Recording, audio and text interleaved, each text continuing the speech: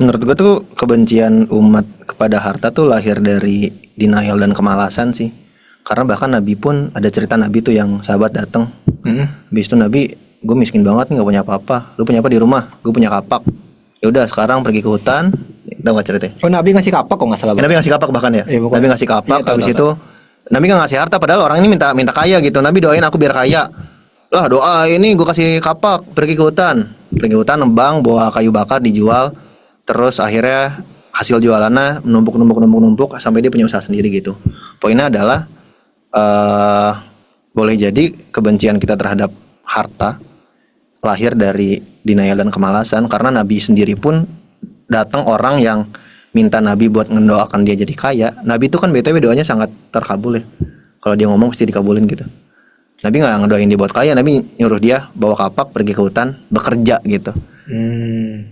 Gitu sih. Jadi buat ya orang yang masih benci akan harta, ini kan tadi kaitannya sama shopping adalah ibadah ya.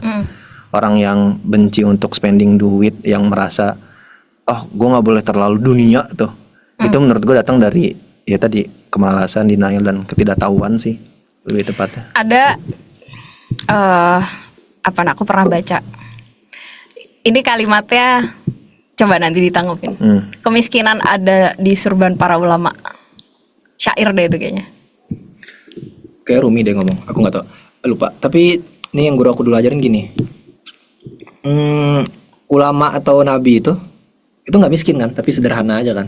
Karena dari dulu nabi itu pun dia udah jadi nabi di Madinah kan kayak presiden gitu kan, jadi dia dari Baitul Mal kan. Jadi konsepnya sebenarnya nggak pernah ulama itu miskin gitu. Mungkin tanda kutip memiskinkan diri aja, hidup sederhana gitu. Memiskinkan diri. Maksudnya sederhana. Iya, mereka bisa aja bergelimang, cuma milihnya sederhana gitu. Dulu guru aku ngajarinnya gini, ingat banget gua, nama Ustadz Ekam Rizal namanya. Oh Ya. Lanjut. Boleh bilang kuasailah dunia, tapi itu cukup di tangan aja, jangan masuk ke hati. Karena kalau udah masuk ke hati tuh sakit nanti kalau hilang gitu. Tapi kalau di tangan kan bisa dicari lagi, Mas Bro. Jadi yang bisa masuk ke hati apa? Allah, karena Allah abadi. Hati di sini apa di sini? Beda antara Panjang tuh definisinya. ya, aduh. Ngomongin kolbu sama panjang. Ya intinya gitu, diajarinnya sama guru aku tuh dunia tuh di genggaman gitu, jangan masuk ke hati gitu. Terus ini Bu Yamko pernah jelasin Pak, aku lupa tadi tafsir, tadi tasawuf modern ya bukunya. Asal mula kenapa mulai ada golongan muslim yang mengatakan udah sholat aja nggak usah kerja. Jadi alurnya tuh dulu kita maju secara peradaban, ini di tasawuf modern kalau nggak salah ya. Alur kita udah maju kan secara peradaban di Baghdad gini-gini, Umayyah, Abbasiyah udah maju. Nah karena majunya ekonomi sosial politik, akhirnya orang-orang bergelimangan harta. Raja-raja bergelimang harta. Itu yang pepatah hard time create strong people. Iya, apa sih? Itu ya, strong people create.